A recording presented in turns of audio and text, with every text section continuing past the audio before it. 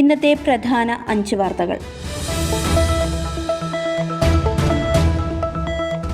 55ാമത് സംസ്ഥാന ചലച്ചിത്ര അവാർഡുകൾ സാംസ്കാരിക മന്ത്രി സജി ചെറിയാൻ തൃശൂരിൽ വെച്ച് പ്രഖ്യാപിച്ചു. ബ്രഹ്മയുഗം ചിത്രത്തിലെ പ്രകടനത്തിന് മമ്മൂട്ടി മികച്ച നടനായി, ഫെമിനിച്ചി ഫാത്തിമയിലെ ഷംല ഹാസ്യ നടിയായി തെരഞ്ഞെടുക്കപ്പെട്ടു. നടന്ന സംഭവത്തിലെ ലിജോ മോൾ സ്വഭാവ നടിയായി, ചിദംബരം സംവിധാനം ചെയ്ത മഞ്ഞുമൽ ബോയ്സ് മികച്ച ചിത്രമായി. മികച്ച ചിത്രം ഉൾപ്പെടെ 10 അവാർഡുകൾ ഈ ചിത്രത്തിന് ലഭിച്ചു.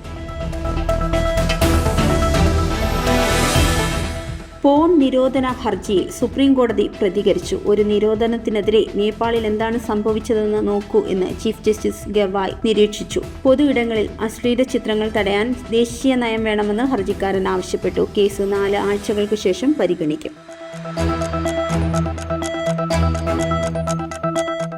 നിലയ്ക്കലിൽ അത്യാധുനിക സംവിധാനങ്ങളുള്ള സ്പെഷ്യാലിറ്റി ഹോസ്പിറ്റൽ ഉടൻ തുറക്കും. 6.12 കോടി രൂപ ചെലവിൽ ദേവസ്വം ബോർഡ് ഭൂമിയിലാണ് ആശുപത്രി നിർമ്മിക്കുന്നത്. നാട്ടുകാർക്കും ശബരിമല തീർത്ഥാടകർക്കും പ്രയോജനകരമായ രീതിയിലാണ് പദ്ധതി. നവംബർ 4-ന് ആരോഗ്യമന്ത്രി വീണ ജോർജ് ഉദ്ഘാടനം നിർവഹിക്കും.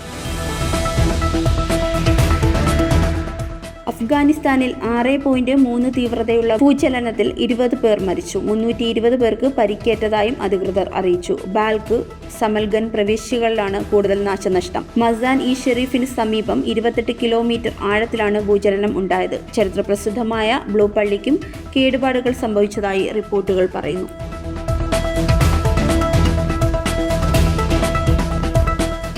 വനിതാ ക്രിക്കറ്റ് ലോകകപ്പിൽ ഇന്ത്യ കിരീടം നേടിയതോടെ മുൻ BCCI പ്രസിഡന്റ് എൻ ശ്രീനിവാസന്റെ പഴയ വാക്കുകൾ വീണ്ടും ചർച്ചയാവുകയാണ്. മുൻ താരം ഡയാന എഡുൽജി വെളിപ്പെടുത്തിയതനുസരിച്ച് ശ്രീനിവാസൻ ഒരിക്കൽ പറഞ്ഞിരുന്നു, എനിക്ക് വഴിയുണ്ടായിരുന്നുവെങ്കിൽ ഇന്ത്യയിൽ വനിതാ ക്രിക്കറ്റ് ഒരിക്കലും നടക്കില്ലായിരുന്നു എന്ന്. BCCIയിൽ പുരുഷാധിപത്യ നിലപാടുകൾ ഇപ്പോഴും നിലനിൽക്കുന്നുവെന്നും വനിതാ ക്രിക്കറ്റിനോട് അവഗണന കാണിച്ചുവെന്നും എഡുൽജി ആരോപിച്ചിരുന്നു. Zag news, Thiruvananthapuram. നേരിന്റെ വാർത്തകൾ നിങ്ങളുടെ വിരൽത്തുമ്പിലെത്താനായി സാഗ് ന്യൂസ് ചാനൽ സബ്സ്ക്രൈബ് ചെയ്തും ഷെയർ ചെയ്തും ഒരു ശരിയായ മാധ്യമ നിലപാടിനൊപ്പം നിൽക്കാൻ ഞങ്ങൾ നിങ്ങളെ ക്ഷണിക്കുന്നു.